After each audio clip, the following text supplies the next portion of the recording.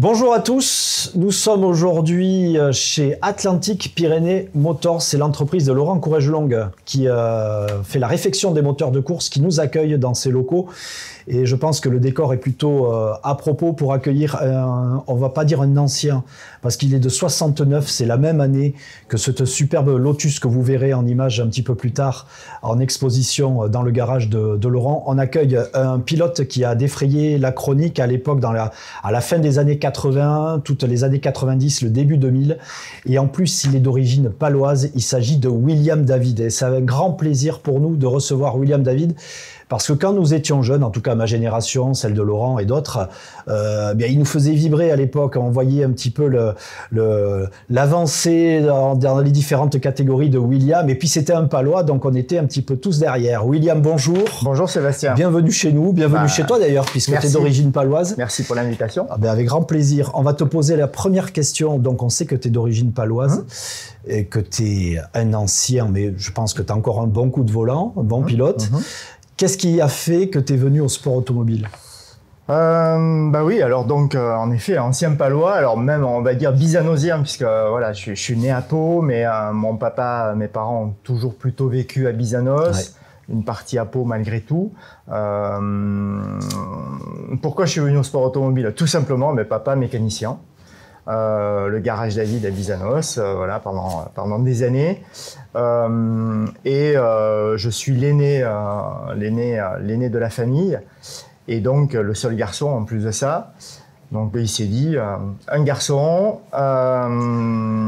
forcément il va aimer la mécanique, il va aimer l'automobile, donc on va l'y plonger dedans. Et le garage Ford à Bizanos, parce que la nouvelle génération, il a disparu ce garage maintenant, c'est un centre de contrôle technique, c'est ça ? Oui, peut-être. Et c'est à côté du Bifort, il me semble qu'il y a un bar à la c'est ça. En fait, il a été pendant très très longtemps dans la rue Georges Clémenceau, qui était la rue principale de Bizanos, avec un petit garage, et puis ensuite il est monté un petit peu plus haut, sur l'avenue Albert Ier, proche de la Rocade. D'accord. Et puis maintenant, ensuite, il a déménagé dans la ZEC du Plateau, donc à côté du stade du Hameau, où il a toujours un bâtiment et qui est toujours un garage et qui est mis en location. C'est plus le sien, mais voilà, c'est toujours un garage malgré tout. Donc, voilà. La première fois que tu as mis les fesses dans un baquet, c'était quelle machine ? Donc pour reprendre l'histoire... excuse-moi, je t'écoute. Excuse-moi. Papa, il m'a posé en fait sur un Monkey.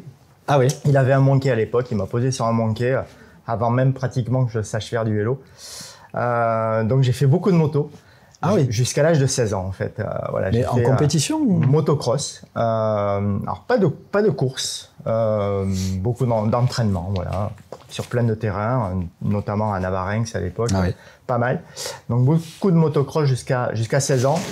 Et puis, je sais pas, il a bien dû sentir que j'allais jamais devenir un champion en moto. Ça roulait pas mal, mais bon, voilà, c'était pas non plus mon truc de dingue. Et puis un jour, je sais pas comment on en est arrivé là, je me suis retrouvé le cul dans un kart à Berderie. Et voilà, on a dû tous sentir qu'il se passait un truc.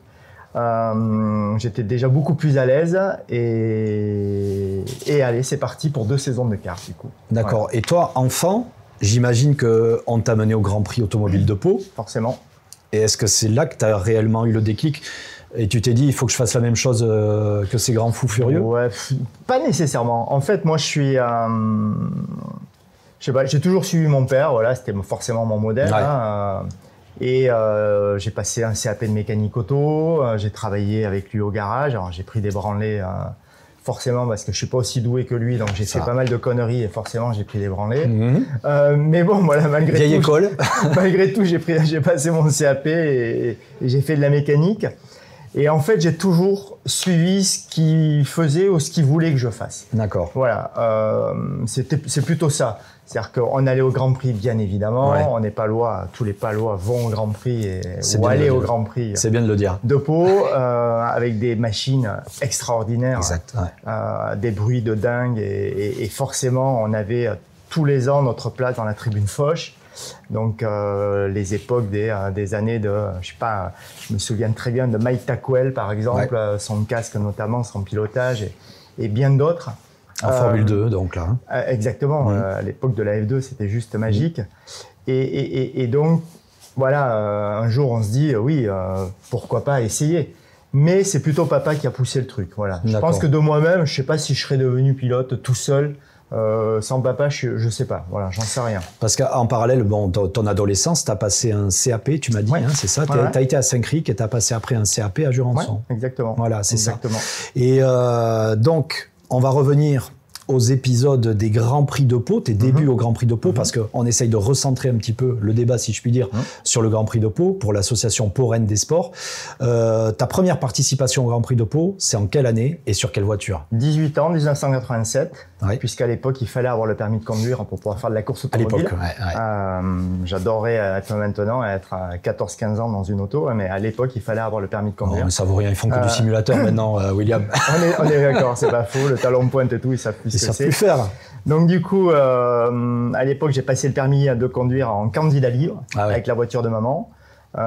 Et au cas où je l'aurais raté, 15 jours après, je le passais avec l'auto-école. Parce que la première course était Albi 87 et c'était voilà. Il fallait être prêt, quoi. Quelques jours après. Donc du coup, première saison, Formule Ford, avec une Rondo de 1985, achetée à Dominique Dubourg, qui était un Bordelais, qui est toujours Bordelais d'ailleurs. Voilà.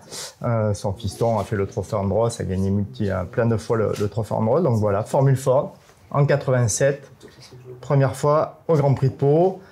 Bon, je suis allé tout choter le rail un petit peu. À quel endroit? Avec celle-ci, parce que je l'ai touché plusieurs fois à Pau. J'ai vu des photos. Dans plusieurs catégories. Ouais. Et donc, avec celle-ci, ça s'est terminé, je crois, à Foch, je crois. Foch, ok. Ça, c'était en 87, c'était ta première participation au Grand Prix de Pau. Une année pour apprendre. Tu as eu 2 années pour apprendre, on va dire. Ouais, Formule Ford, j'ai fait 3 saisons en Formule Ford. Voilà, c'est ça. Pourquoi? Parce que à l'époque, il y avait beaucoup de voitures en Formule Ford et il y avait la course principale et la consolante, on va appeler. Voilà, je me rappelle. Tellement il y avait de participants. On avait des tout petits moyens, puisqu'en l'occurrence, on avait une vieille voiture. Papa avait bricolé un camion pour pouvoir mettre la voiture dans le camion. On avait fait 2 couchettes. Donc, on mécaniquait tout, on faisait tout nous-mêmes et c'était juste génial. C'est une super. Là, excuse-moi, dès tes débuts, tu faisais la saison entière ou tu faisais que quelques épreuves? Non, on a fait que quelques courses. Parce que, par exemple, Corenternois qui était dans le Nord, on n'y allait pas, c'était trop loin pour nous. Donc, il fallait un gros budget. Ouais, exactement. On avait sélectionné quelques courses. Alors pour le budget, c'est très simple. On ne parle plus des mêmes sommes qu'il peut y avoir aujourd'hui. Une saison en Formule Ford pour gagner. À l'époque, pour gagner, quand je suis champion un petit peu plus tard, on était sur des saisons qui coûtaient, je sais pas, l'équivalent de 100 000 euros aujourd'hui, je pense, quelque chose comme ça. Donc on est à des années-lumière de ça. De ce que ça et nous, pour financer cette première saison de Formule Ford, papa était garagiste, on achetait des voitures accidentées, on les retapait, on les revendait. Je l'aidais à les retaper, il les revendait, et c'est ça qui finançait la saison. Voilà. D'accord. Tout simplement. 88, est-ce qu'il y a eu du mieux? 88, papa décide de casser un peu plus la tirelire et d'aller dans une équipe.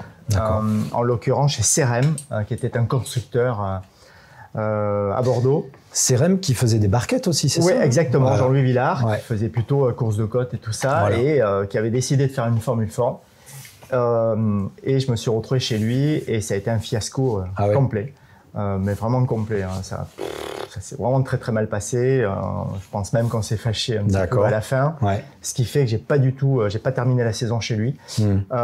Et justement, la fin de saison, la tirelire a été cassée. C'était les dernières économies jetées pour payer 4 courses au fiston, au Graf Racing, qui était l'équipe référence en Formule Ford de Jean-Philippe Grand. Et ça s'est de suite très bien passé, puisque la première course, je fais 3e. Avec une voiture qu'un des pilotes de l'époque ne voulait plus. Il voulait plus, c'était une Van Diemen et il voulait passer sur une Reinhardt. Moi, j'ai récupéré cette Van Diemen et j'ai été plutôt pas mal placé. D'accord. Ce qui fait que c'est là où vraiment la carrière a été lancée, puisque pour 89, Jean-Philippe Grand a dit à Marlboro, il faut aider ce gars. Et je me suis retrouvé pilote Marlboro pour 1989 en Formule Ford. Alors Marlboro, c'était vraiment la consécration, d'avoir le l'écusson Marlboro sur la combi, l'autocollant sur la carrosserie, ça, on pouvait présager quand même une carrière. Il fallait évidemment être bon dans le baquet, on est d'accord, mais enfin, on avait les moyens de réussir. Et Jean-Philippe Grand, c'est un nom qui revient d'ailleurs dans l'interview que j'avais faite de Renaud Derlot. Il rendait hommage aussi à Jean-Philippe Grand aussi, puisque c'est quelqu'un qui vous met le pied à l'étrier. Il en a fait sortir quelques-uns, on est d'accord. Voilà, c'est ça, Jean-Philippe Grand. Et tu as raison, Marlboro. Alors, à l'époque, je fais vraiment vieux, vraiment ancien, là, quand je commence à dire à l'époque, mais il y avait des filières. Aujourd'hui, les filières, il y en a un petit peu moins. Il y a Alpine qui essaie de faire des choses, il y a Red Bull, bien évidemment. À l'époque, il y avait des pétroliers, il y avait des cigarettiers. Avant que la loi E20 soit votée dans les années début 90. Donc voilà, Formule Ford en 89, avec l'appui de Marlboro. Et là, je gagne le championnat, je remporte 8 victoires sur 12 courses. Donc, est-ce que tu as gagné à Pau en 89? C'était pas mal. Alors en Pau, il s'est passé des choses en 89. D'ailleurs, si vous prenez l'équipe magazine du mois de mai, je pense, 89, il y a une double page. J'ai fait la double page dans l'équipe magazine où je suis à, je sais pas, 1m50, 2 mètres en l'air. Puisque au départ, on se tirait la bourre avec Patrick Lemarié, Olivier Couvreur, Franck Lagorce, entre autres. Et avec Patrick Lemarié, avec qui on jouait le championnat, on est au virage de la gare, on s'est tapé les roues et j'ai décollé sur lui. Et donc la photo où il est légèrement en travers et moi je suis comme ça au-dessus.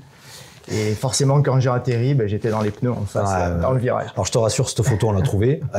On la trouve facilement sur Internet. On va la mettre d'ailleurs sur cette interview, ça c'est sûr, parce que c'est vraiment assez impressionnant. C'était spectaculaire. Et donc, moi, j'avais bien évidemment oublié cet épisode-là, comment s'était terminée cette course. Ça finit dans les pneus pour toi. Mais tu as le titre en 89. Ne pas gagner à Pau, c'était, alors que j'étais le favori. C'était vraiment, et puis, il y avait le public derrière toi. Vraiment les boules, hein. Et suite à cette course-là, Jean-Philippe Grand, donc le boss du Graf Racing, on a mis une règle en place, puisque les pilotes de chez lui, c'est gagner toutes les courses. Il a décidé après ce Grand Prix de Pau qu'on n'avait plus le droit de se doubler au premier virage. Donc c'était la règle. Pour éviter ce genre d'accrochage et de se fâcher comme ça. Ce qui est bien compréhensible, surtout à Pau, quoi. D'ailleurs, je ne sais pas quand est-ce que la règle a été établie pour le Grand Prix de Pau, mais il n'y a plus le droit de doubler au départ jusqu'au point Oscar. C'est vrai. C'est ça. Ça après, c'est peut-être grâce à toi. Mais peut-être. C'est peut-être grâce à toi. C'est l'article William David. Donc du coup, premier titre de champion de France en 1989 avec la Formule Ford. Et donc je continue. Ce qui donne, BP était un des partenaires à l'époque de la Formule Ford. BP donnait un budget pour passer à l'échelon supérieur qui était la Formule 3. Il donnait l'équivalent, alors on était sur des saisons à l'époque en F3 à 2 millions de francs. Donc ça veut dire 300 000 euros. C'est ça, ce qui est rien pour aujourd'hui, on est d'accord, mais à l'époque, il fallait trouver pas grand chose. Donc il donnait un peu moins de la moitié pour pouvoir passer à l'échelon supérieur. Et donc il a été décidé de continuer au Graf Racing. D'accord. Le Graf, ça allait être leur première saison en F3. Avec des châssis Reinhardt à l'époque, et comme coéquipier, j'avais un gars qui redoublait, qui était Laurent Aiello. Donc c'était sa deuxième saison en F3. Tous les deux avaient des Reinhardt. Et cette saison-là, c'est pas baissé comme on l'aurait souhaité, autant pour Laurent que pour moi, du reste. La Reinhardt, elle fonctionnait pas. Alors je vais dire, elle fonctionnait pas chez nous au Graf Racing. Puisque malgré tout, Eric Hellary, qui est champion de France cette année-là, il gagne avec une Reinhardt. Donc malgré tout, elle fonctionnait quand même pas mal. Mais au Graf, on n'a jamais réussi à la faire fonctionner. Je roulais sensiblement un poil moins vite que Laurent, mais on n'avait pas beaucoup d'écart. On était plutôt pas trop mal tous les deux.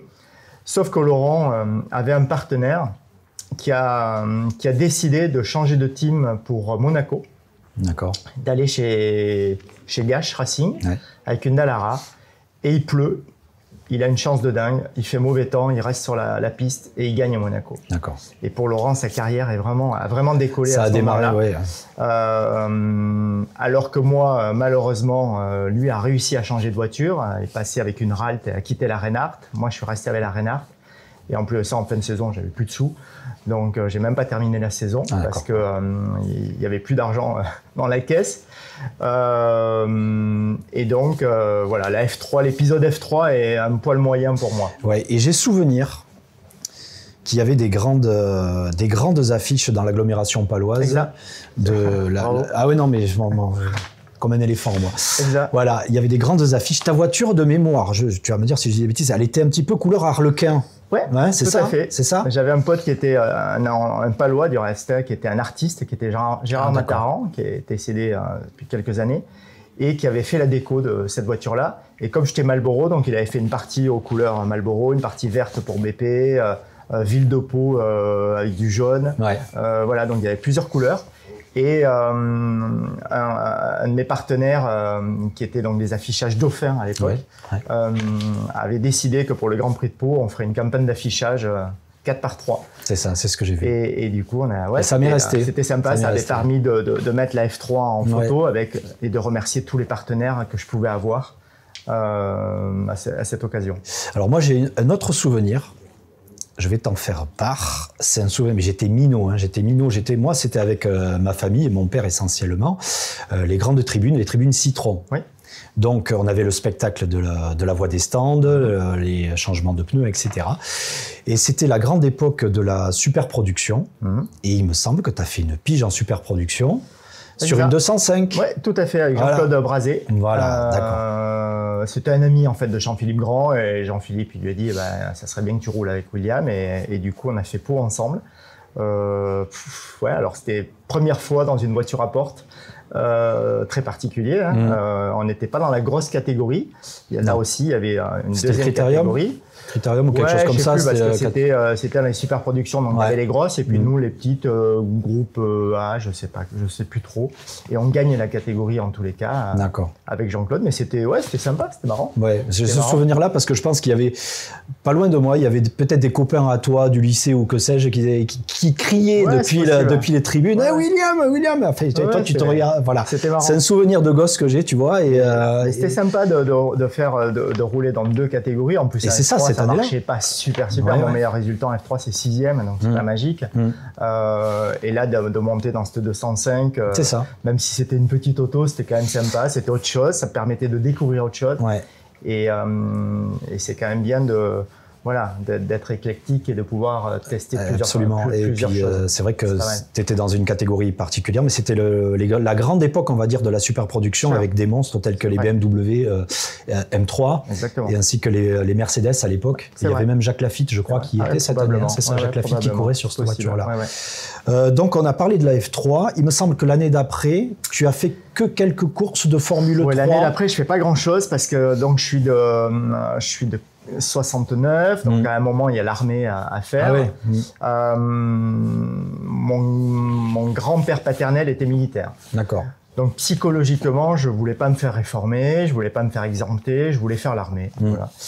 Et manque de cul, il y avait le bataillon de Joinville. Et cette année-là, pas de bataillon de Joinville. Il y a tellement eu le bordel, tellement le bazar là-bas qu'ils voulaient plus de pilotes automobiles au bataillon de Joinville. Et donc pas de pilote automobile, donc pas de bataillon de Joinville. Mon partenaire principal, c'était quand même la ville de Pau. C'était le maire, fabuleux pour moi, fabuleux maire, qui était André Labarrère. André Labarrère, ouais. Et donc, je vais voir André Labarrère en lui demandant s'il peut pas m'aider à me mettre pas loin de la maison. Et je me suis retrouvé au 5e arraché, donc un régiment d'hélicoptères de combat à Uzun. Et j'ai fait mes classes à Angoulême d'abord, et ensuite 5e arraché. Alors, pendant les classes à Angoulême, il s'est passé un truc. C'est qu'il y avait des tests, Marlboro faisait des tests pour tous les pilotes européens à Donington en Angleterre pour choisir le pilote Marlboro de 91. On se retrouve 2 Français à aller là-bas, Christophe Bouchu et ma pomme. Il fait une météo exécrable, je connais pas Donington, je roule malgré tout à Donington et je suis devant tout le monde. Voilà. C'était avec la F3 de Mika Hakkinen à l'époque et ça se passe super bien. Et je me dis, allez, peut-être que. Et bon, il y a eu de la politique. Je suis pas très bon en politique. Et Christophe Bouchu a été choisi et je me suis retrouvé sur la touche, sans volant. Et du coup, j'ai fait l'armée, tout simplement, et j'ai pas roulé de l'année. D'accord. Juste en fin de saison, j'ai trouvé un petit billet pour faire une course qui était Pau-Arnos. Ah oui. Dans le team de Carmignan avec une Dallara, et j'ai fait Pau-Arnos juste pour qu'on se rappelle un petit peu de William David et que quand même, il a quand même envie de rouler un petit peu. Voilà. Très bien, Pau-Arnos, que l'on salue aussi, bien évidemment. Donc, exactement. Donc ça, pour la Formule 3, c'était terminé. Oui. Et j'ai vu que tu avais fait quelques piges, du coup, en Formule Renault. Ouais, on se retrouve en 92. 92, alors je sortais de l'armée, voilà. De suite, je bossais pas. Et j'ai cherché un petit peu d'argent. Je suis pas très fort pour chercher de l'argent, mais bon, j'ai trouvé un petit peu d'argent. J'ai trouvé un deal, toujours avec Carmignan, qui m'avait fait rouler en F3 pour rouler en Formule Renault Europe et faire 2 courses, Barcelone et Magny-Cours. Je fais 6 à Barcelone, Magny, je sais plus trop ce que je fais, un truc à peu près pareil. Et en tous les cas, mon nom ressort dans la presse spécialisée, ressort un petit peu. Et c'était juste pour 2 courses. J'avais pas d'argent pour faire plus. Donc les saisons avaient démarré partout, bien évidemment. Et donc, je m'en souviendrai toute ma vie parce que ça a été, c'est ce qui a relancé ma carrière, parce qu'autrement j'étais à pied et c'était terminé. J'étais à la piscine, je nageais, je faisais des longueurs et soudain... C'est important, quelle piscine? Ouais, j'étais à la piscine du Camille Cellier. D'accord, ok. Je nageais, c'était, alors je m'en souviendrai vraiment, c'était un jeudi, 16h, et le micro sonne, William David est demandé à l'accueil. Ok. Je me dis, personne qui sait que je suis ici, je vais à l'accueil. Oui, monsieur, votre maman a appelé, il faut la rappeler. Ah, ok. Donc je la rappelle, je lui dis, ouais, elle me dit, il faut que tu rentres. Bon, je rentre. Elle me dit, voilà, il y a un monsieur qui a téléphoné, c'est Jean-Pierre Nicolas. Oh. Bon, évidemment, de nom... Jean-Pierre Nicolas qui appelle à Camille Salier. De nom, je connais Jean-Pierre Nicolas, ouais. mais je le connaissais pas physiquement, on se connaissait pas du tout.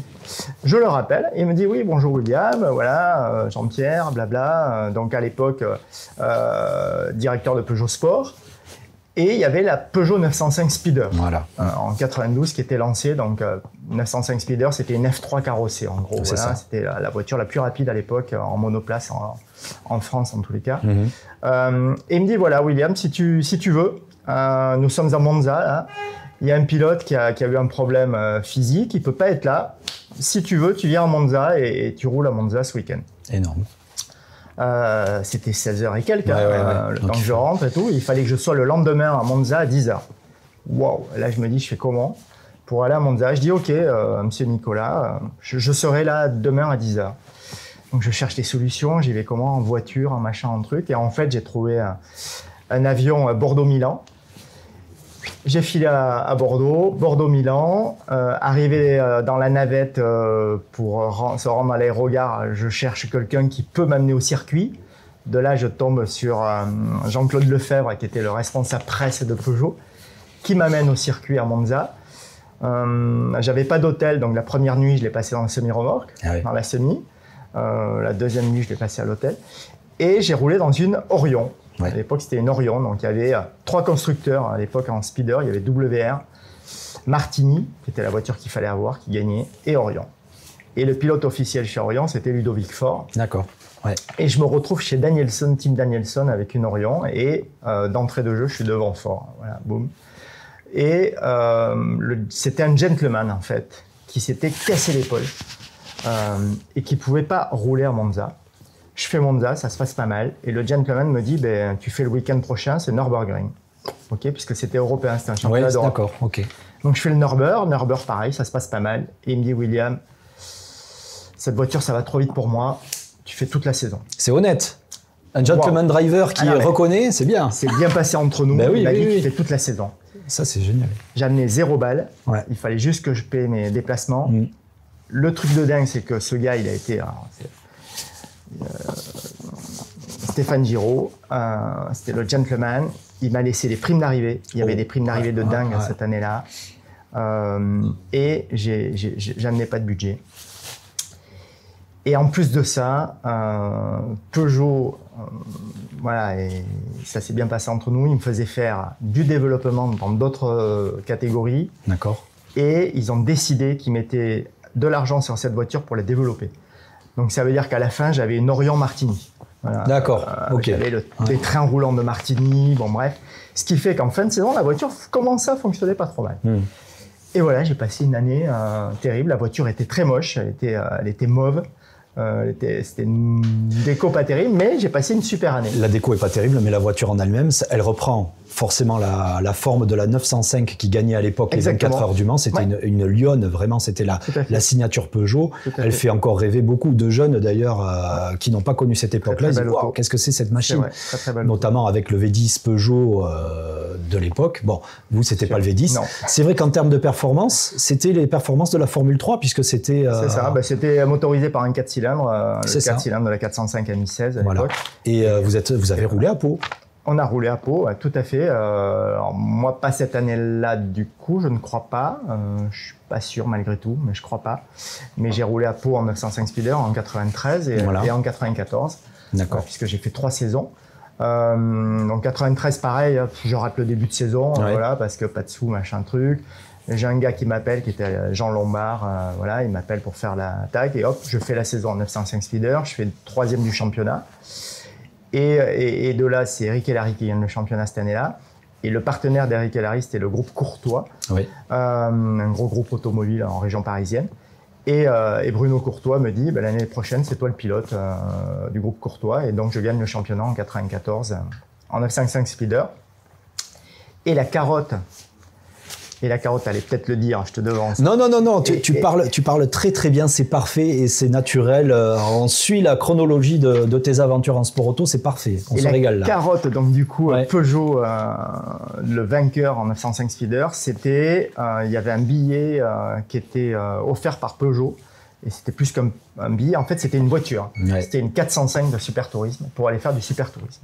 Voilà, donc, alors il ne me la donnait pas, hein, il me la mettait à disposition, parce qu'autrement j'aurais une 405 Super Tourisme à la maison, mais non, j'ai pas. C'était juste mis à disposition. Et donc du coup, là tu te dis, j'en fais quoi moi de cette voiture? Je vais la faire rouler où? Parce que 400 Super Tourisme, ça coûtait un petit peu d'argent. Et donc, voilà, je suis du Sud-Ouest et j'étais toujours à Pau à cette époque-là encore. Et donc, on fait travailler des gens du Sud-Ouest. Et en l'occurrence, un team qui est à Auch, dans le Gers, SDA Sport. Voilà, la famille Salan, Bernard et Olivier. Et pareil, ça passe super bien entre nous, entre gens du Sud-Ouest. Ça passe pas mal. Et allez, ils me prennent sous leur aile et on attaque. On y va là-dedans. On va à Paris chez Peugeot pour négocier certaines choses. En l'occurrence, des financements. Donc il y a Esso qui a mis un petit billet, il y a Michelin qui m'a filé les pneus, plus Peugeot qui a mis en plus de ça un petit billet pour qu'on arrive à faire la saison. Toujours le partenariat de la ville de Pau, même si le budget avait diminué. Mais comme André ne pouvait plus trop m'aider, donc il m'a proposé autre chose. Parce que c'était un petit peu avant, c'était déjà en 93.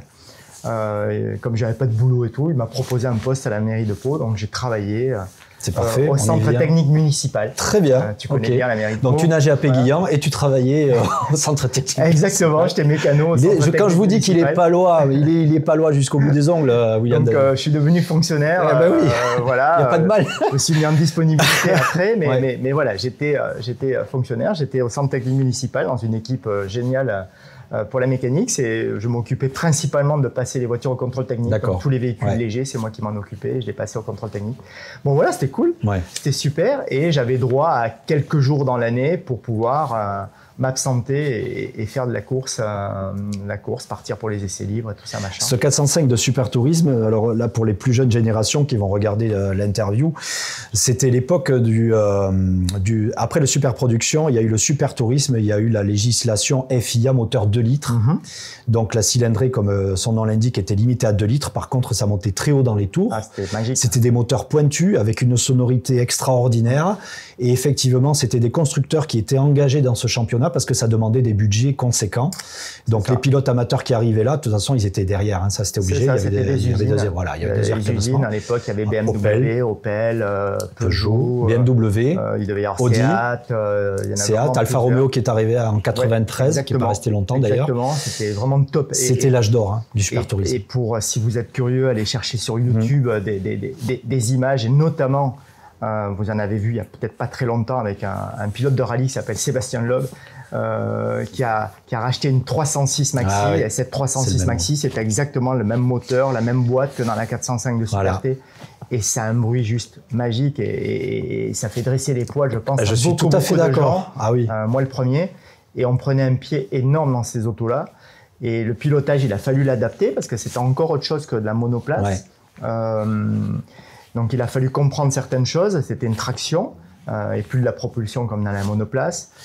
À l'époque, il y a des choses qui n'étaient pas encore rentrées trop dans les mœurs comme aujourd'hui. C'était la conduite au pied gauche. Ouais. Et donc, moi, j'ai appris à faire du pied gauche en super tourisme, justement. Alors, pourquoi du pied gauche? Tout simplement parce qu'une traction, c'est léger du train arrière. Et des courbes très rapides, par exemple, l'arrière avait tendance à vouloir passer devant. Et en fait, on restait à fond et on freinait en même temps avec le pied gauche pour asseoir l'arrière et pour pouvoir passer à fond dans des courbes rapides. Donc voilà, alors aujourd'hui, les gamins, ils conduisent tous pied gauche parce que l'embrayage, il n'y en a plus et tout. Mais voilà, à l'époque, c'était la transition, très nouveau. Et donc, voilà, on a appris d'autres choses. C'était une boîte séquentielle. Bon, vraiment, c'était super, super. Et là, je pense qu'on a tous passé des années extraordinaires en super tourisme. Et il y avait des grands noms issus de la Formule 1 qui participaient à ces championnats de super. Bien sûr, il y avait Jacques Lafitte, Dalmas, on avait Yannick Dalmas, ouais, nous chez Peugeot, puisque chez Peugeot, il y avait 3 voitures. Il y avait 2 voitures dans le championnat A, on va dire, et il y avait le Critérium, voilà, championnat un petit peu B. C'est ça. Et on se tirait la bourre malgré tout. Voilà, on n'avait pas la même quantité de pneus et tout ça, mais on arrivait des fois à se tirer la bourre avec eux. Ouais, il y en avait des plateaux avec Ortelli, Philippe Gache, Cudini. Exactement. C'était royal, quoi. Franchement, on prenait notre pied. Et c'est vrai qu'au niveau de la sonorité, bon, bien évidemment, comme je te disais, moi j'étais dans les tribunes, donc ça résonnait dans les tribunes. Bien sûr. Le moteur 2 litres FIA qui passe à fond, mais on en va en parler un petit peu après, mais ça rappelle un petit peu la sonorité d'un certain film Taxi. Ouais. Hein, on va en parler un petit peu après. J'ai raté un épisode pour être très complet, du coup. Par rapport au super tourisme, là on parlait de 95, mais en 94, j'ai aussi roulé en super tourisme avec la BMW du Team Oreca. J'ai vu la photo. Puisque là, c'est à l'époque Hugues de Chenac qui m'a appelé, vu que j'étais pilote Marlboro et que la loi E20, avec la loi E20 ayant fait partie fait disparaître les cigarettiers, l'État donnait de l'argent aux pilotes qui avaient été aidés par un cigarettier. Et Hugues de Chenac, en tant qu'entrepreneur très très malin, s'est dit on va faire rouler William David, comme ça on va récupérer un petit peu d'argent. Et donc j'ai roulé en Super T, notamment à Pau en 94 dans l'ABM, en plus de la Speeder à Pau. J'ai eu beaucoup plus de difficultés à trouver toi au volant d'une BMW en super tourisme, mais j'en ai trouvé une quand même. Voilà. Donc il y a une histoire d'amour qui est née avec Peugeot quand même. Parce que par la suite, il y a eu l'épisode super tourisme. Bien sûr. Mais on va parler d'une autre période, on va dire magique forcément, parce que je crois que beaucoup de pilotes ont rêvé de participer à ce qu'on pourrait appeler la plus grande course au monde de sport automobile, à savoir les 24 heures du Mans. Et ce que peu de gens savent, même j'ai envie de dire, les Palois de l'époque de l'agglomération, ils connaissent, oui, William David, ça leur parle, mais ils ne connaissent pas ton parcours aux 24 heures du Mans, avec du bon et du moins bon. Et où tu as eu très chaud aussi, on va en parler aussi. Mais sachez, mesdames et messieurs, qu'on a ici un poleman des 24 heures du Mans 1995. Ah oui. Donc je te laisse raconter cet épisode. Tout à fait. Donc oui, l'histoire avec Peugeot, en effet, elle a démarré en 92 et elle a duré 10 ans, puisqu'on est allé jusqu'à 2002 ensemble. Ouais. Et Jean-Pierre Nicolas, en 95, en fait, propose mon nom au team Walter Racing, WR, qui était un tout petit team, puisque c'était composé de bénévoles. C'était vraiment le petit poussé. Et les 24 heures du Mans, ces années-là, c'était une très très belle course, mais ça n'avait pas la notoriété malgré tout qu'aujourd'hui. Vraiment, c'était un petit step en dessous malgré tout. Mais c'était quand même sympa de participer aux 24 heures du Mans. Donc je me suis retrouvé là-bas. Alors, bon, dans le proto un petit peu avant, c'était en fait, pour parler de la 905, c'était une grosse 905, la Speeder, puisque c'était un proto découvert avec la même motorisation, une 4 cylindres 2 litres turbo compressé avec un turbo énorme. On avait des flammes extraordinaires derrière. On avait fait une simulation de 24 heures au Castellet, où on avait passé beaucoup de turbo. Et puis on se retrouve aux 24 heures du Mans. Et à l'époque, il y avait des préqualifications. Donc on a fait les préqualifs et puis on s'est retrouvés en juin pour la semaine des 24 heures. Et ben, je fais la pole avec des pneus de qualif de Michelin. Un tour. Ça, c'était souvenir pareil. Ils étaient souvenir flingués. De dingue. Je fais mon tour qualif et à la fin du tour, la voiture inconduisible, je rentre au stand, il y avait des cloques, les pneus étaient complètement cloqués, c'était extraordinaire. Et j'étais parti juste après 22 heures. Et donc je fais la pole et après on est obligé d'attendre la fin, minuit, pour connaître le résultat. Voilà. Et donc là, les journalistes, machin et tout, c'est qui? Alors, il y en a qui me connaissaient, les Français bien évidemment, mais les Anglais et tout, c'est qui? William David. C'était très marrant. Et c'est là que je suis devenu donc, le premier de l'histoire des 24 heures du Mans à faire la pole position. Donc je suis dans l'histoire à vie en fait, puisque premier français, tu veux dire? Non, le premier en fait à faire la pole pour sa première participation. Ah oui, d'accord, oui, comme ça, je comprenais pas. D'accord, oui. Voilà, puisque il y a bien eu un premier évidemment, mais il n'y avait pas à l'époque de qualif. Mais à partir du moment où il y a eu la période qualification, je suis le premier de l'histoire à faire la pole pour ma première participation. Voilà. Ouais. Donc, je suis dans l'histoire à vie. Donc ça, c'est marrant. Non, mais c'est bien, sur un CV, c'est bien. On s'en rend pas trop compte quand on est sur place, mais bon, c'est marrant. Et c'est pour ça que je voulais insister là-dessus, parce que le grand public ne se rappelle pas de ça. Ouais, c'est sympa. C'est sympa, voilà. Donc, mais bon. Et puis on fait la course, c'est une année où les conditions sont terribles, parce que sur 24 heures, il y a eu 20 heures de pluie, donc c'était assez compliqué. La preuve, dans les premières heures, l'autre WR part en aquaplaning dans les Hunaudières, elle part en tonneau dans les Hunaudières à cause d'un aquaplaning. Nous, on arrive à tenir tant bien que mal la course. On avait eu des péripéties dans la nuit, mais on était 11e, on était en train de remonter. Et à 10h du matin, on abandonne sur un problème électrique. Et c'est dommage parce que bon, voilà, c'est toujours dommage de ne pas terminer ces 24 heures. Mais c'est une année où cette auto-là aurait pu gagner vraiment les 24 heures. C'est frustrant quelque part. Voilà, c'est un petit peu dommage. Et malgré tout, voilà, très sympa, plein de choses. Voilà, même en tant que spectateur, aller aux 24 heures du Mans parce que c'est magique. Voilà, c'est une ambiance magique. D'être la nuit, de vivre ça, c'est extraordinaire. Moi, j'ai des souvenirs, notamment en pleine nuit, de passer à Dunlop, de voir la grande roue, de sentir les odeurs de barbecue. C'est extraordinaire, c'est juste magique. Aujourd'hui, ils sont dans des protos fermés, donc tout ça, il y a moins de choses et les odeurs, ils y sont probablement plus. Mais là, c'était vraiment bonnard. Et puis voilà, et puis 96, j'imagine que tu vas y venir. Je me retrouve de nouveau dans cette auto-là aux 24 heures du Mans. La Voltaire. Avec comme équipier Arnaud Trévisiol et Sébastien Enjolras, qui était pilote Elf et qui était un futur espoir du sport automobile. Et l'ACO, l'Automobile Club de l'Ouest, cette année-là, ils ont dit voilà, il ne faut plus qu'on retrouve WR devant. Donc voilà, ils avaient bridé la voiture. Bon, on n'avançait plus. C'était assez compliqué. Malgré tout, on a fait la course. Et à 4 heures du matin, c'est moi qui suis au volant. Et soudain, je ne comprends pas bien. La voiture, j'ai l'impression que je suis en l'air, que je vole. Et je me dis, que se passe-t-il? Et en effet, je suis en l'air, puisqu'aux acquisitions de données à 267 km/h, je me suis envolé. Et j'ai un trou noir au moment où ça tape, où il y a l'impact au sol. Il y a un petit trou noir jusqu'au moment où je me réveille, que je suis à l'envers, derrière le rail. La voiture commence à prendre feu. Wow. Je me détache, je tombe dans le fossé. Cauchemar. Et voilà, la voiture s'est envolée. J'ai été déventé, en fait. Alors, vous avez certainement vu des images. Tu as été le précurseur. Tu as été le précurseur des voitures volantes. Sauf que moi, ça se passe en pleine nuit, à un endroit où il n'y a pas de caméra. Il n'y a pas d'image. Alors que Peter Dumbrek qui s'envole, ou Mark Webber, ou Peter Dumbrek, peut-être les deux d'ailleurs. C'est Mark Webber. Mark Webber s'envole dans les Hunaudières avec la Mercedes finie derrière dans les arbres. Bon, ça c'est vu. Yannick Dalmas au Petit Le Mans aux États-Unis. À Watkins Glen s'envole avec la Porsche GT1 parce qu'il est déventé. Pareil. C'est des années où l'aéro était tellement c'était fin, recherché et tout que le moindre, dès que vous suiviez quelqu'un ou quoi, vous pouviez être déventé. Donc là, c'est ce qui m'est arrivé.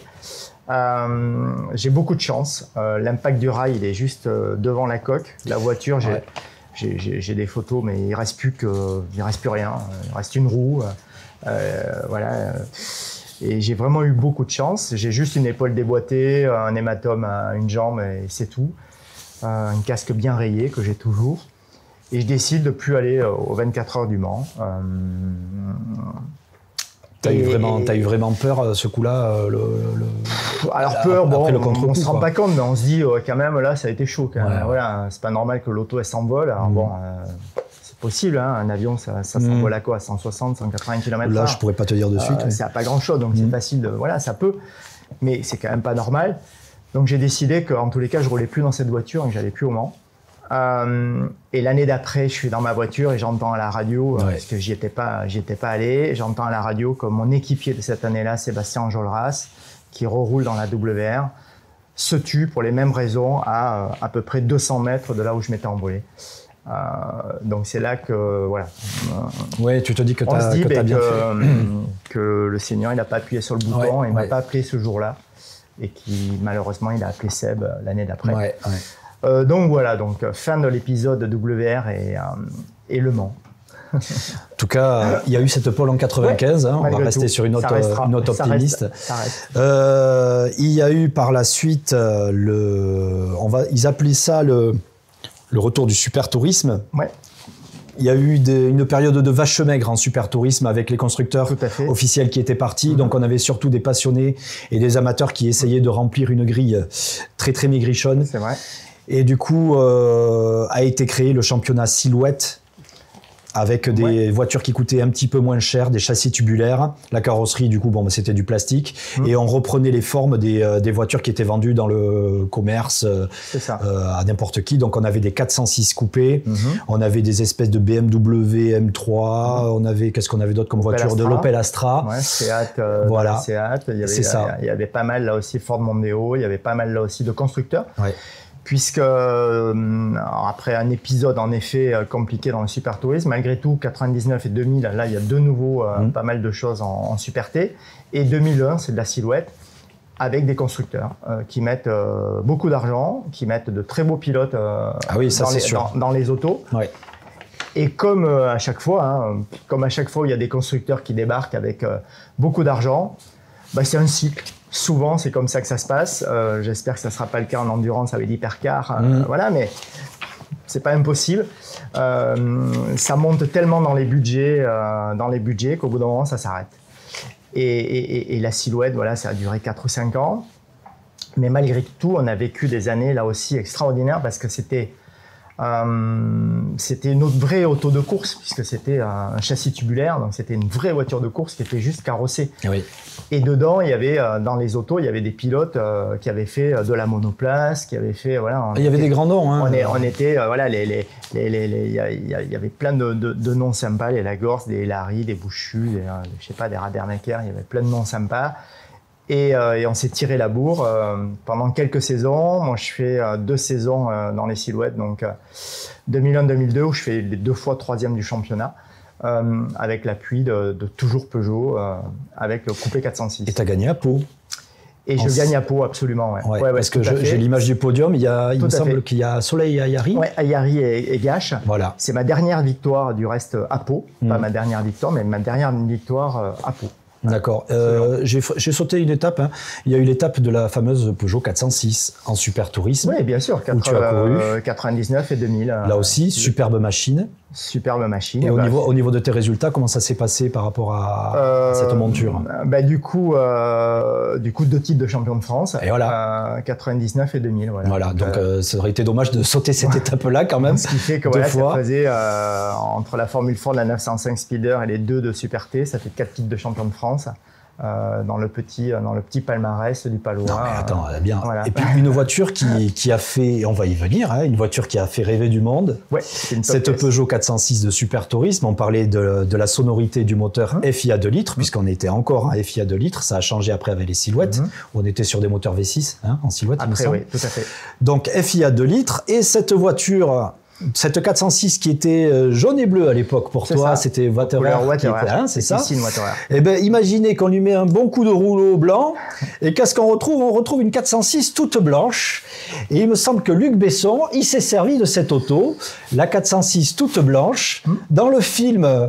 Comment il s'appelle l'acteur dans le film, l'acteur principal? Samina Seri. Samina Seri, il est beau les bruits. Tu entends? C'est moteur V6 dans la voiture. C'est pas du tout un moteur V6. Nous les Palois, on nous la fait pas. C'est le FIA 2 litres. C'est pour ça qu'il y a cette superbe sonorité dans la Peugeot 406.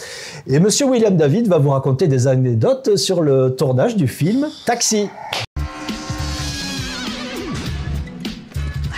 Un taxi blanc à grande vitesse. Il a renversé mon radar. On s'en occupe, t'as relevé le numéro. J'ai pas eu le temps, il est allé trop vite. Marrant, hein, ça aussi, c'est vrai que c'est assez marrant. En fait, Luc Besson, donc, je sais pas comment ils en sont arrivés à vouloir faire ce film et vouloir avoir une Peugeot en tous les cas là-dedans. Ce qui est sûr, c'est qu'ils contactent Peugeot en me disant, voilà, on veut faire le film et on voudrait la 406 de Super Tourisme dans ce film.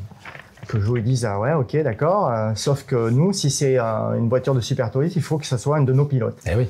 Et cette voiture-là roulait donc à l'époque en Allemagne, dans le Tourenwagen Championship, là où je ne sais plus trop exactement avec le terme. C'était Aiello. Avec Aiello, absolument, notamment. Il a eu le titre. Et moi qui étais pilote Peugeot, ils ont dit à William David, il va aller avec le mulet, puisque c'était le mulet allemand, avec cette voiture-là, sur le film Taxi.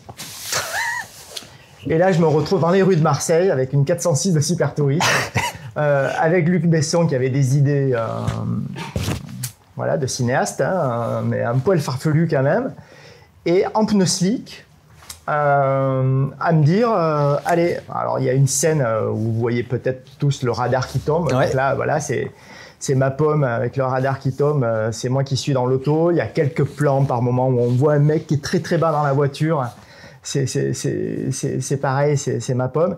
Et c'était marrant, notamment dans les rues de Marseille, je me retrouve à la 406 de Super T, et c'est une voiture qui n'est pas faite pour être dans les bouchons et tout. Et donc, je faisais la scène, et arrivé à la fin de la scène, j'avais 2 motards de la police qui passaient devant, qui mettaient des coups de tatane dans les voitures de la circulation pour que je puisse rouler normalement avec la 406 et revenir au départ de la scène. Ouais, parce qu'il fallait la refroidir en plus, l'auto. C'était excellent, c'était waouh.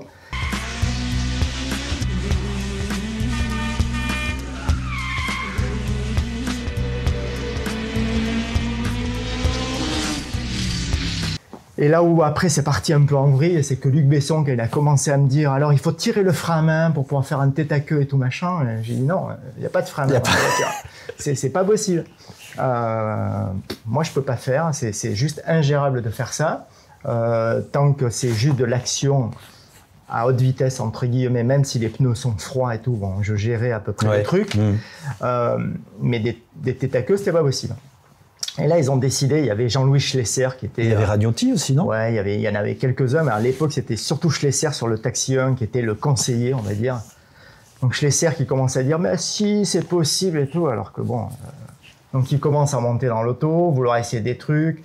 Ben non, ça marche pas, c'est juste pas possible. Et c'est là qu'ils ont décidé de faire une voiture qui ressemblait à la voiture de Super Tourisme, qui était un petit peu boostée, mais qui était au départ une voiture de série. D'accord. Voilà, donc, et elle avait le frein à main. Voilà, où là il y avait un frein à main hydraulique où on pouvait faire des choses. Et donc fini la 406 de Super T. Oui. Et du coup fini William David aussi sur le film Taxi 1. Alors après j'avais sympathisé avec Michel Julien qui était le fils de Rémi Julien. Oui, voilà, cascadeur. Donc j'ai fait Taxi 1, j'ai fait Taxi 3, puisque le 2, c'était pas l'équipe de Julienne qui était là, mais j'ai fait Taxi 3, j'ai fait Taxi 4, j'ai fait Transporteur 1, Transporteur 2, avec, voilà, déguisé, grimé en flic par moment. T'étais pas déguisé en Jason Statham Ouais, bah alors, à un moment, en flic beaucoup, parce que, voilà, et notamment sur Transporteur, il y en a un où avec, j'avais une 607, toujours une Peugeot, pour le coup, sur la promenade des Anglais, où, là, pareil, Michel, il me dit, qu'il y avait une course-poursuite, voilà. Et je saute sur la promenade des Anglais sur le trottoir et il y avait un petit café et il fallait shooter les passants. Attends, moi j'avais jamais shooté ça quoi. Ouais, bah, c'est pas souhaitable. Et t'as les gars, ils sont sur des chaises en plastique, les petites tables en train de boire le café, mais sauf que c'est des cascadeurs. Et en fait j'arrive la première fois, j'arrive à 80 et je lève légèrement le pied et boum, j'explose les trucs. Il me dit non, tu restes à fond. Ah ouais. Donc deuxième fois, je truc, et en fait, les cascadeurs, ils sont en caoutchouc. Ils sautent dans tous les sens, et waouh. Donc voilà, bon, c'est marrant, j'ai fait quelques films. Le milieu du cinéma, c'est... tu tournes une demi-heure, tu attends toute la journée, donc c'est un peu chiant. C'est malgré tout pas mal payé, mais c'est quand même un peu chiant. Mais voilà, j'ai vécu des expériences grâce encore une fois à Peugeot. J'ai pu découvrir c'est pour ça que je parlais d'histoire d'amour avec Peugeot, cet environnement et c'est marrant, c'est bon, sympa. William, maintenant, l'avenir de William David, c'est quoi? Parce que tu as été commercial donc chez responsable Alpine à Marseille. Ouais. Bon, mais là, tu nous as dit que tu allais prendre un petit peu de temps pour toi avec ton épouse. Vous alliez un petit peu voyager, c'est tout à ton honneur. J'ai lu dans diverses interviews que s'il y avait une opportunité, s'il cherchait un pilote, tu serais peut-être avec la notion de plaisir, je pense, maintenant. Mais si tu avais la possibilité de te remettre dans un baquet pour de la course auto, est-ce que tu replongerais? En fait, en effet, bon, moi, je fais plus de course automobile depuis 2012 maintenant. Ma dernière saison, c'était en GT avec une Audi R8 LMS. Je suis plus à Pau donc depuis un moment, je suis à Aix-en-Provence. Malgré tout, je viens à Pau régulièrement parce qu'il y a toute ma famille. Et oui. Mon cœur est quand même très, très, très palois, il n'y a aucun problème de ce côté-là. Rien ne dit que, voilà, on se pose des questions, est-ce qu'on ne reviendrait pas dans le sud-ouest malgré tout? En effet, je m'occupais du centre alpine à Marseille, là aussi très belle marque, très belle histoire. Je mets une petite parenthèse pour partir quelques mois à l'étranger, se régénérer le cerveau pour savoir ce qu'on veut faire pour la suite. Et de là, on verra bien ce que l'on fera. Côté course, pour le côté parenthèse, je pars le 1er janvier, on rentre le 28 mai. Pourquoi le 28 mai? Parce qu'il y a le Mans Classique début juillet. Et c'est pas impossible que, alors rien n'est fait, mais que pour les 30 ans de la position aux 24 heures du Mans, je sois au Mans Classique. C'est pas impossible. Ça serait bien. Donc c'est en discussion. Donc on verra bien si ça se fait ou pas. Et autrement, rouler, oui et non. Voilà, pourquoi pas. Si ça devait se faire, c'est parce qu'il y a un projet sympa derrière, avec soit un gentleman dans de la voiture moderne. Mais je suis plus aujourd'hui, c'est bon, je vieillis, c'est bon, plus peut-être dans de l'historique, où il y a juste des choses magiques à faire avec des autos à rouler qui sont extraordinaires, qui rappellent des souvenirs de dingue, que le moderne. Le moderne, je trouve qu'aujourd'hui, petit 1, ça coûte beaucoup trop cher. Petit 2, vous allez sur une course moderne, il y a les motorhomes, il y a 30 mécanos, il y a trop de monde. C'est une armada. Je trouve que c'est devenu trop luxueux, quelque part. Et ça, c'est vraiment dommage. Parce que typiquement, par exemple, sur du GT, je suis convaincu qu'aujourd'hui, vous arrivez avec une petite voiture de GT, type une Ginetta ou quoi, sur votre remorque, et vous pouvez gagner des courses. Sauf que le standing de SRO, des organisateurs, n'autorise pas ce genre de choses. Donc, vous allez peut-être y aller une course, mais la deuxième course... Il y a la partie image qui bloque un petit peu. Exactement. Donc ça, c'est un peu dommage, je trouve, parce que du coup, c'est l'appel à beaucoup d'argent. Alors, c'est des vrais business, mais voilà, je trouve ça un petit peu dommage. Alors que l'historique, il y a peut-être encore ce côté, même si là aussi ça coûte beaucoup d'argent. Le cadre, là, c'est Laurent Courregeulong chez Atlantic Pyrénées Motors, avec la réflexion des moteurs de Formule Ford. Donc voilà, tu vois l'historique. C'est ce que l'on se dit aussi en discutant entre nous, que finalement, le sport, on ne va pas dire que l'avenir du sport automobile, c'est l'historique, mais on y replonge quand même de plus en plus, et ça plaît à de plus en plus de gens, notamment au niveau du public, ce qui est bien, c'est que moi je l'ai vu avec Alpine notamment, où plein de jeunes venaient voir cette Alpine à 110, découvrir l'histoire d'Alpine, découvrir la berlinette, découvrir tout ça. Donc ça veut dire que ça montre, et on le voit bien sur les courses Le Mans Classique et compagnie, que c'est blindé, c'est noir de monde. Vous allez à Goudoud et tout, c'est noir de monde. Donc ça montre que les gens, l'automobile, malgré ce qu'on veut nous faire croire, il y a quand même des gens qui aiment l'automobile. La passion reste. Qui aiment le thermique, qui aiment tout ça. Et moi, je dis tous les jours aux gens, achetez des voitures thermiques, des anciennes. N'hésitez pas, il y aura toujours du carburant. Il y a de très très belles voitures. Faites-vous plaisir avec un 6 cylindres en ligne, avec un V8, un V10, un V12. FI à 2 litres. Mais allez-y, foncez. Mettez un beau jouet dans votre garage. Démarrez là le dimanche matin. Allez faire un petit tour avec votre enfant, vos enfants. Et waouh, on revient avec la banane. Je suis assez d'accord. Et c'est top. Donc voilà, moi, la classique, il y a vraiment des très très belles choses à faire. Et pourquoi pas, oui, retrouver une Van-Diemen 89 et l'appel est lancé. Un petit peu. Je suis partant. L'appel est lancé, Laurent Courrèges-Long. Il faut te trouver un châssis de 89 pour qu'il nous refasse. Il va nous refaire peut-être la figure à Pau si le circuit, si le Grand Prix de Pau revient. On ne sait-on jamais. En tout cas, nous, c'est ce que l'on souhaite, bien évidemment. Vous en doutez. William David, merci beaucoup d'avoir fait l'effort de venir nous voir. Je sais que tu as un repas avec derrière, plaisir, puisque très gentil. cette interview a été filmée juste avant les fêtes de fin d'année 2024. On remercie encore Laurent Courrèges-Long d'Atlantic Pyrénées Motors de nous recevoir dans ses locaux. On sera peut-être amené à accueillir d'autres pilotes, si la formule prend bien. Ça sera toujours avec grand plaisir de faire des interviews des pilotes qui se sont illustrés au Grand Prix de Pau-Ville. Je remercie Élie Jiménez, tu parlais de la piscine Péguillan tout à l'heure, qui est maître nageur avec moi à la ville de Pau. Élie Jiménez qui s'occupe de tout ce qui est photo, vidéo, pilotage de drone. Il fait des images de fou, il fait des montages encore plus démentiels. Donc merci messieurs pour votre participation à cette interview.